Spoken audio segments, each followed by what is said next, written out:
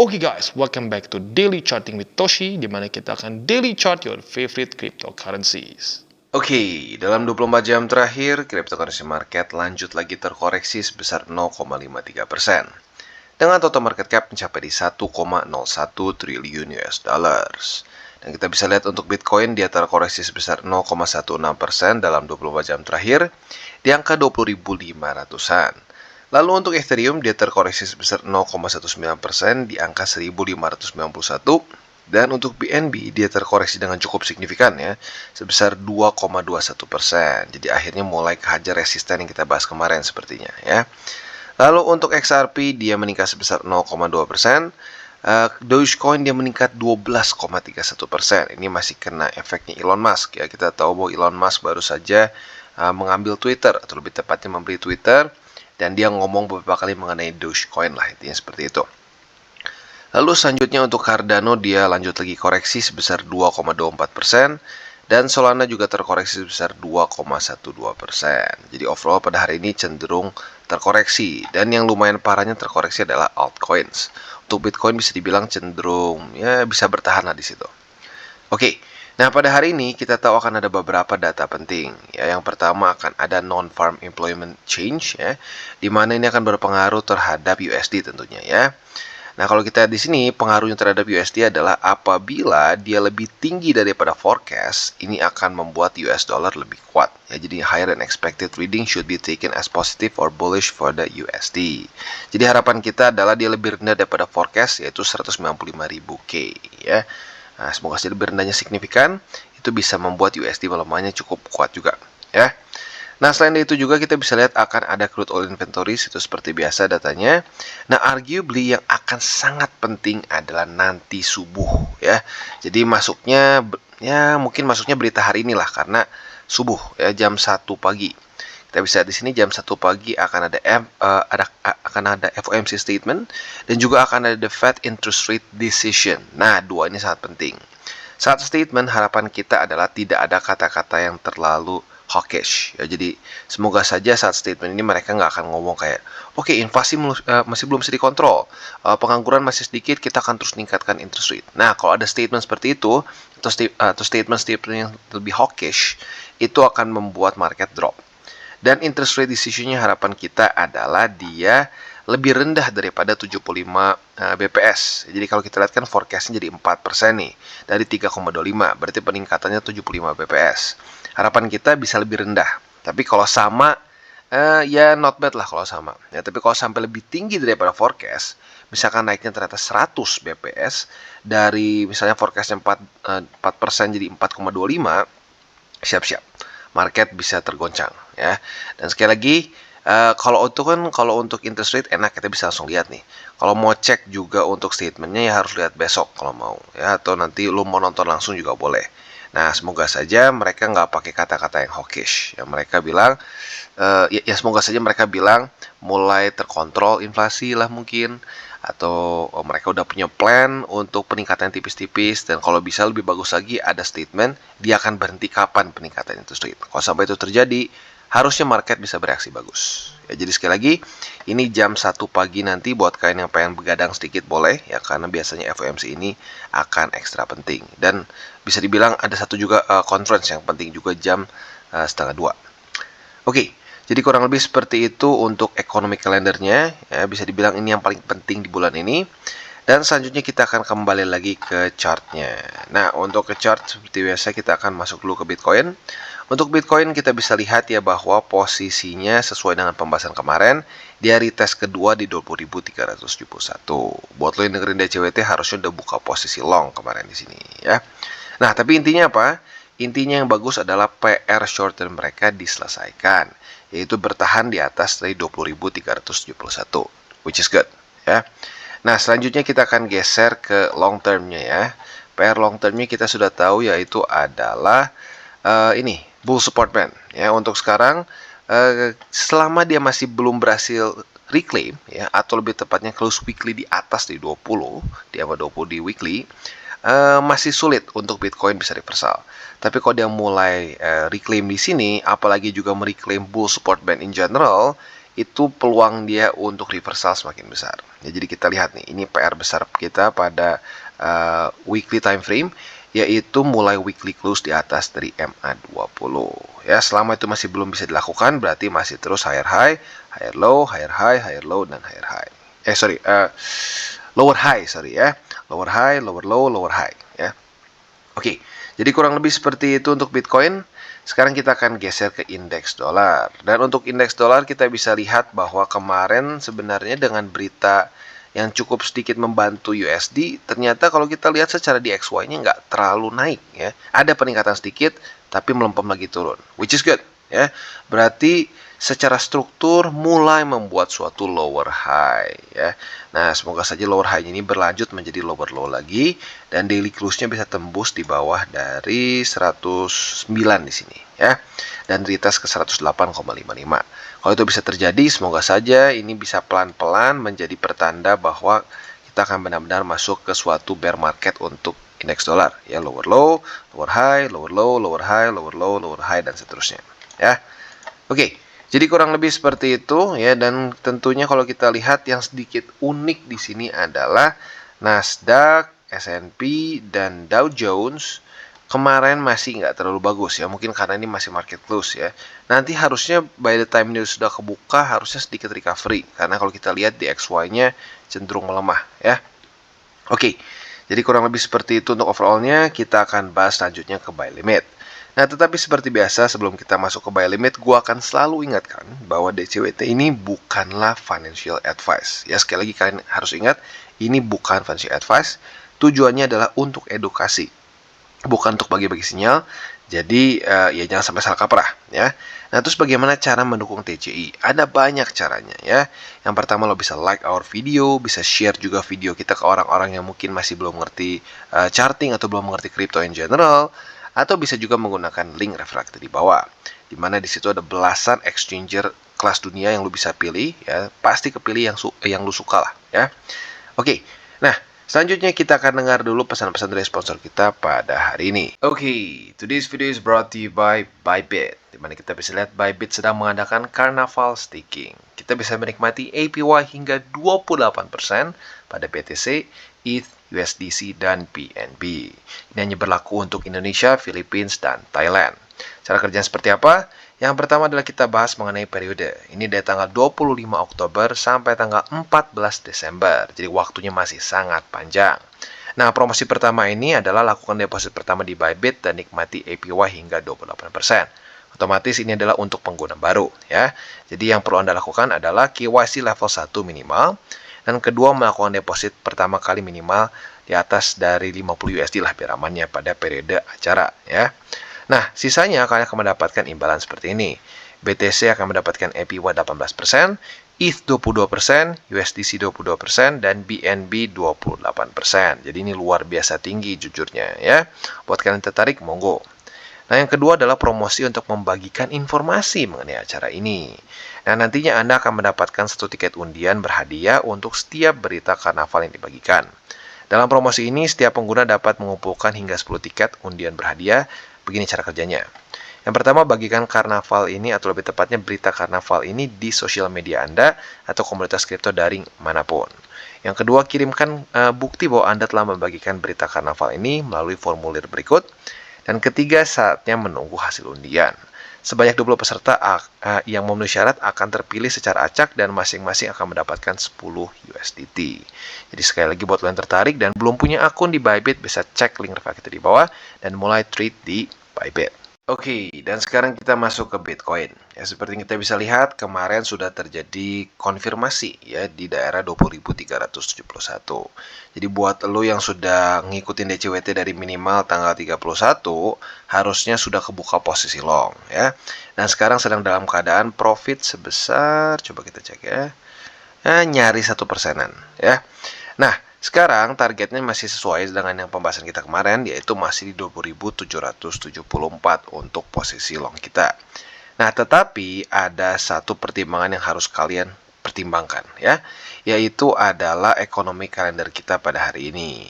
Nah, jadi kita bisa lihat akan ada FOMC statement dan Fed interest rate decision nanti jam 1 pagian. Nah, jadi ada kemungkinan kalau sampai nggak kena juga target kita di sini by the time sampai sampai jam 1 atau mendekati jam 1, buat lu yang lebih konservatif, mungkin bisa pertimbangkan untuk TP aja. Ya, karena ada possibility volatility, ya akan ada kemungkinan volatilitas. Nah, kalau itu terjadi, mungkin saja ya kalau tidak sesuai dengan harapan kita, misalkan nih, ternyata the Fed menjadi sangat hawkish, ya ada kemungkinan BTC bisa drop ke bawah, ya tidak ngikutin TA. Nah, tetapi kalau buat lo yang mungkin, nggak apa-apa bang, gue udah siap dengan semua resikonya, udah siap cut loss dan lain-lain, ya sudah, hold aja sesuai dengan target TP kita di daerah 20.774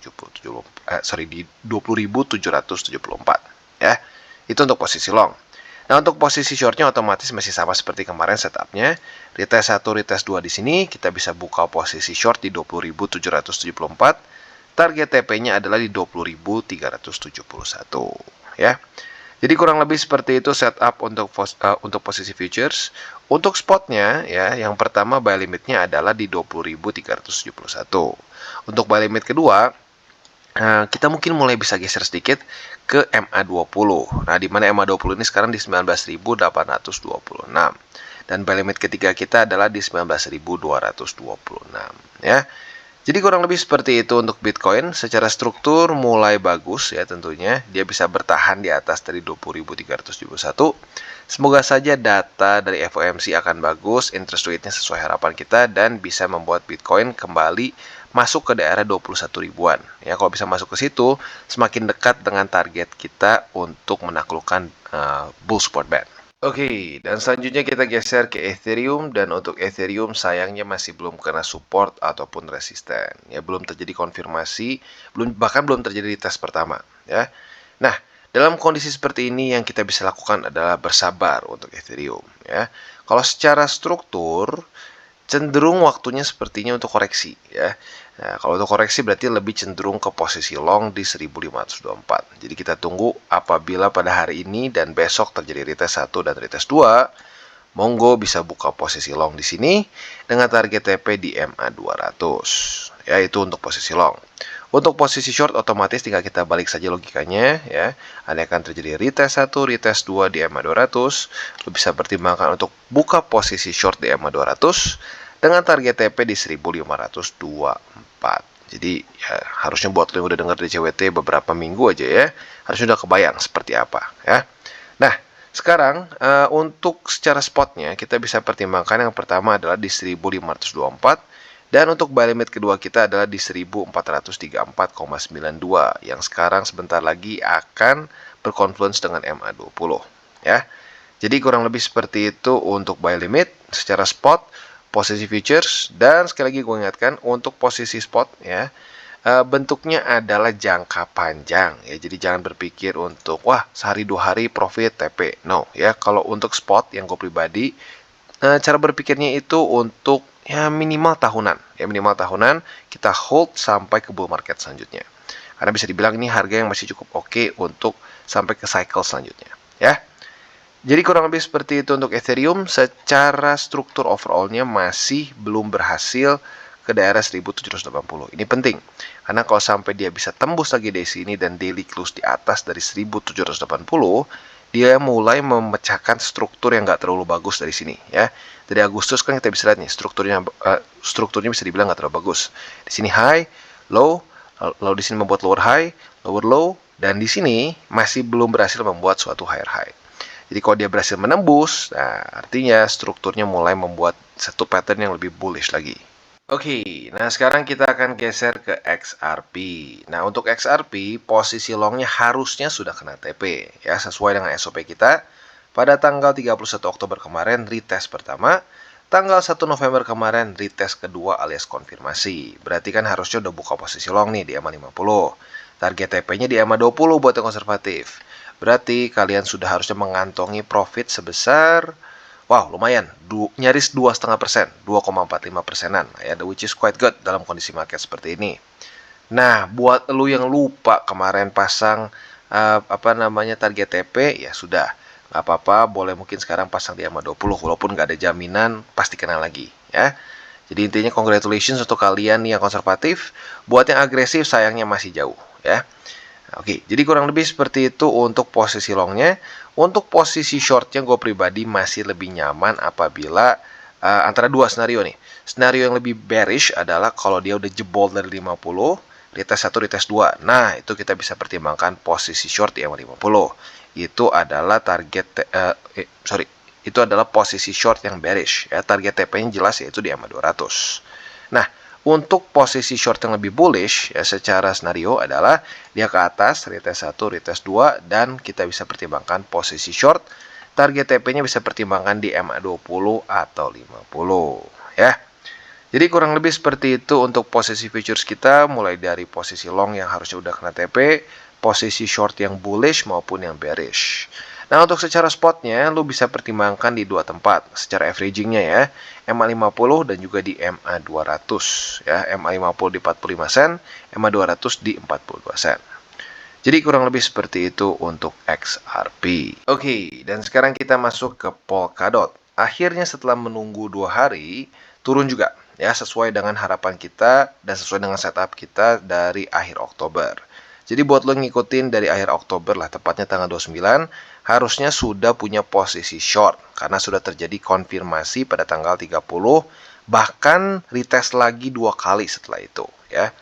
Nah, jadi kita bisa lihat dengan sangat jelas sekali bahwa Polkadot ke-reject oleh $6 lebih 68 sen. Ini jelas banget lah secara TA ya, berkali-kali retest.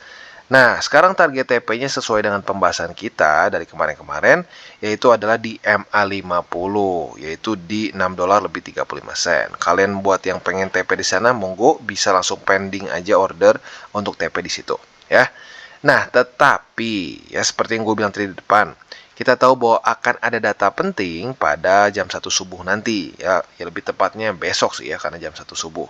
Dan arguably juga nanti malam ya akan ada beberapa data penting juga jam 7 malam dan juga jam berapa nih? Jam setengah 10 ya. Arguably akan ngefeknya mungkin nantilah pas udah US buka ya atau US market buka.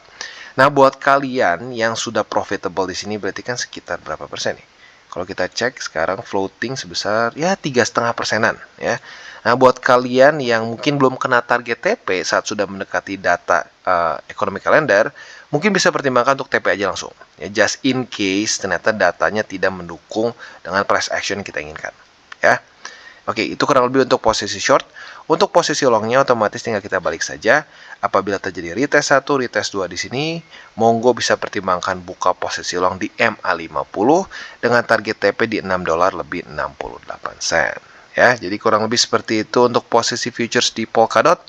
Untuk posisi spotnya bisa pertimbangkan di MA50 dan juga bisa pertimbangkan di $5 lebih 89 sen. Tetapi dengan catatan ya strukturnya masih bisa dibilang belum terlalu bagus ya. Kalau gue pribadi mungkin akan lebih nyaman kalau mungkin akumulasi lagi spotnya apabila Polkadot sudah reclaim $6 lebih 68 sen dan sudah menjadikan ini sebagai support ya. Oke, dan selanjutnya kita akan geser ke BNB. Dan untuk BNB seperti yang kita bisa lihat, kita sudah dapat retest kedua dan sekarang sedang dalam keadaan profit tapi tipis ya, hanya sekitar ya sepersenan lah, sepersenan. Ya dibilang tipis banget enggak lah, tapi lumayan ya. Nah, jadi sekarang gimana nih? Kita hold atau enggak? Kalau menurut gua dari beberapa resisten yang ada dan the fact that bahwa kita tuh masih di luar dari Bollinger Band atau lebih tepat di luar dari upper band, kalau gue pribadi mungkin gue hold aja ya. Gue hold dan kita lihat dalam beberapa hari ke depan apakah BNB akan tembus atau enggak. Kalau sampai dia daily close di atas dari $30 di atas dari $330, nah mungkin bisa pertimbangkan cut loss. Tapi for now tahan dulu aja posisi shortnya. Target TP masih di 301,7 ya. Jadi kurang lebih seperti itu untuk posisi short ya. Dan sekali lagi harus gue ingatkan ya, untuk trading futures harus siap cut loss. Karena kalau lo nggak siap cut loss, probability lo akan bisa ketarik lebih dalam lagi. Ya, jadi banyak orang yang gini, oh enggak lah, pasti nanti turun. Taunya nggak cut loss dan akhirnya sampai liquid. Ya, itu yang terlalu sering terjadi. Dan gue sangat tidak menyarankan lah untuk kena kayak gitu. Ya. Nah, itu untuk posisi short. Untuk posisi long tinggal kita balik aja logikanya apabila nih, ini di best case scenario, BNB mulai turun. Kena TP nih. Nah, setelah kena TP ternyata dia mantul. Ya, mantul sekali, mantul 2 kali. Nah, di sini artinya terjadi konfirmasi alias retest kedua. Nah, lu bisa pertimbangkan untuk buka posisi long di 301,7. Sekali lagi kalau sudah terjadi konfirmasi untuk memperbesar probabilitas kita untuk profit, ya. Target TP-nya sama yaitu di 330,2, yaitu tempat kita buka posisi short, ya. Jadi kurang lebih seperti itu untuk posisi futures di BNB. Untuk spotnya masih di 301,7, ya, dan strukturnya bisa dibilang BNB salah satu yang cukup menjanjikan. Nah, andaikan dia bisa tembus 330,2, ini sangat penting. Karena bisa dibilang ini adalah struktur kemarin yang menghentikan laju BNB. Ya, sudah beberapa kali, bahkan arguably di daerah sini pun masih resisten yang sama, ya. Nah, jadi kalau dia bisa tembus dari sini dan membuat higher high, ini akan menjadi satu hal yang sangat bagus untuk BNB, ya. Jadi kurang lebih seperti itu untuk hari ini secara DCWT-nya, ya. Dan sebelum kita tutup, seperti biasa gue ingatkan, jangan pakai uang panas. Lu nggak harus trading futures, kalau lebih nyaman averaging jangka panjang juga nggak masalah, ya. Yang penting lu harus bisa ngerti bahwa uang panas ini adalah satu hal yang bisa dibilang haram di dalam dunia cryptocurrency. Karena kita dalam satu aset kelas yang masih sangat muda dan sangat volatile. Jadi semakin panas uangnya, semakin cepat kemungkinan kita hilang juga di sini, ya. Jadi kurang lebih seperti itu untuk DCWT kita pada hari ini. Oke guys, jadi itu adalah akhir dari segmen DCWT kita pada hari ini. Dan jangan lupa bagi kalian yang merasakan manfaat dari segmen ini, jangan lupa untuk share ke teman-teman kalian. Dan apabila lu pengen mensupport channel kita, ya TCI, jangan lupa untuk menggunakan link referral kita di bawah. Nggak wajib, ya, tetapi apabila lu menggunakan link referral kita di bawah, ada macam-macam, ya, dari Bybit, Huobi, Maxi, toko kripto, dan banyak lagi, ya. Ya, walaupun nggak wajib, tapi kalau menggunakan link referral kita, lu secara langsung membantu perkembangan dari TCI. Dan satu lagi, jangan lupa juga untuk join Telegram group kita, di mana kita bisa ngobrol-ngobrol santai mengenai dunia cryptocurrency secara dua arah. So, jangan lupa untuk like, subscribe, klik the bell icon, and see you on the next video.